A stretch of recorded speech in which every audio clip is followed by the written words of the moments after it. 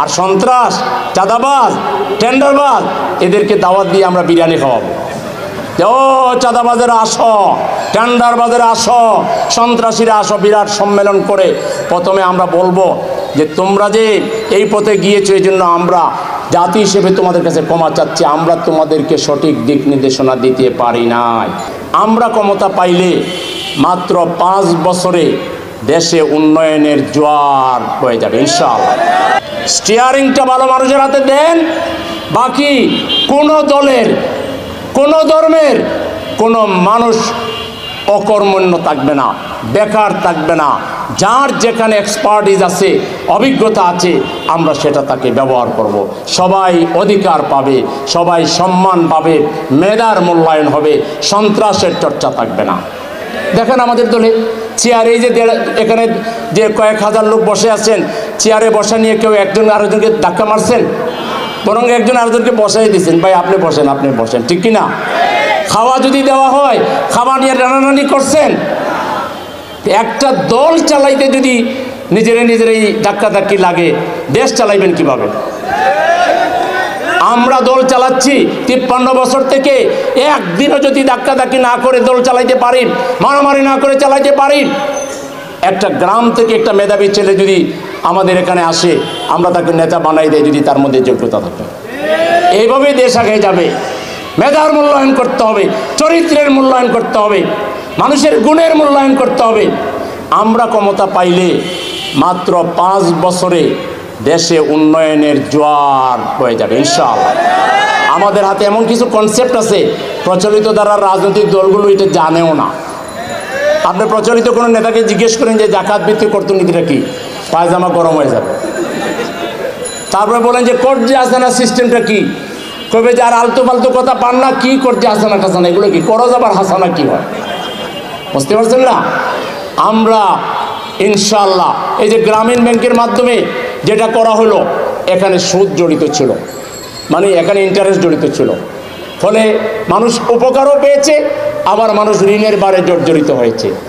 আমরা এই সিস্টেমেরই trust foundation, প্রয়োজনে ব্যাংক গড়ে তুলে আমরা মানুষকে একটা বিরাট পরিমাণ অ্যামাউন্ট, ফিক্সড অ্যামাউন্ট করে দিব, 3 লাখ 4 লাখ টাকা পর্যন্ত তারা এসে স্মার্ট কার্ড দিয়ে পাংস করে নিয়ে যেতে পারে। মেয়ের বিয়া, নাকে তেল দিয়ে ঘুমাবে, বিয়ে হয়ে যাবে, টাকা নিয়ে কোনো টেনশন থাকবে না। স্কুলে ভর্তি বছরের শুরুতে অনেক টাকা লাগে, 5টা সন্তান ভর্তি করাই ফেলবে, কোনো টেনশন। দুর্ঘটনার শিকার হবে, সাথে সাথে ব্যাংক থেকে টাকা উঠে নেবে বা ফাউন্ডেশন থেকে টাকা উঠে নেবে, আবার সে দিতে থাকবে। ইন্টারেস্ট ফ্রি লোন অথবা নন রিফান্ডেবল টাকা আমরা দিয়ে দিব। রাষ্ট্রের হাতে এত আয়োজন আছে, এগুলো জনগণ জানবেন না, এই মিয়া সাহেব এগুলো গোপন করে সব পকেটে ঢুকাই দেবে। রাষ্ট্রেরই এত সুন্দর সুন্দর ব্যবস্থা আছে, যুব ক্রীড়া উন্নয়নের বিভাগে, বিভিন্ন বিভাগে সমাজ কল্যাণের জন্য এমন সব ফান্ড আছে, এটা যদি সঠিকভাবে ব্যবহার করা হয় তাহলে সমাজে কোনো দরিদ্রতা থাকবে না। আর সন্ত্রাস, চাঁদাবাজ, টেন্ডারবাজ এদেরকে দাওয়াত দিয়ে আমরা বিরিয়ানি খাওয়াবো। ও চাঁদাবাজেরা আসো, টেন্ডারবাজেরা আসো, সন্ত্রাসীরা আসো, বিরাট সম্মেলন করে প্রথমে আমরা বলবো যে তোমরা যে এই পথে গিয়েছো এই জন্য আমরা জাতি হিসেবে তোমাদের কাছে ক্ষমা চাচ্ছি, আমরা তোমাদেরকে সঠিক দিক নির্দেশনা দিতে পারি নাই, আমাদের নেতারা দিতে পারে নাই, নেতারা তোমাদেরকে ভুল পথে পরিচালিত করেছে।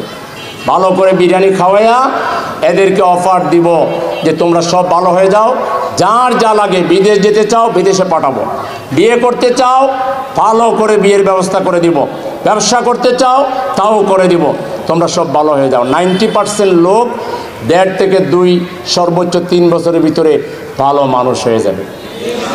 আর 10% যেটা থাকবে এদেরকে আর একটু সময় দিব, তারপরে আরও কিছু ভালো হয়ে যাবে। আর কিছু ভালো হবে না, এদেরকে লালানের ওই জায়গায় পাঠিয়ে দেব, ওখানেও বিরিয়ানি দেওয়া হবে, কোরমা দেওয়া হবে, পোলাও দেওয়া হবে, তারপরে মোবাইল দেওয়া হবে, স্ত্রীর সাথে কথাও বলতে পারবে।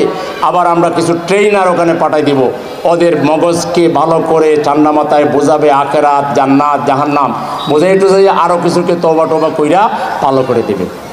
আর 1-2% থাকবে, এটা টাকার দরকার আছে। বিরাট যে বিরাট কারাগার আছে, এই কারাগারে যে কারারক্ষী আছে, জেলার আছে, সুপার আছে, তাদেরও তো রিজেক্টের দরকার আছে। সুতরাং ওই 1-2% ওখানে থাক, গুল্লায় যাক, এদের কপাল খারাপ। বাকি সকল লোক রাষ্ট্রের সম্পদে পরিণত হয়ে যাবে।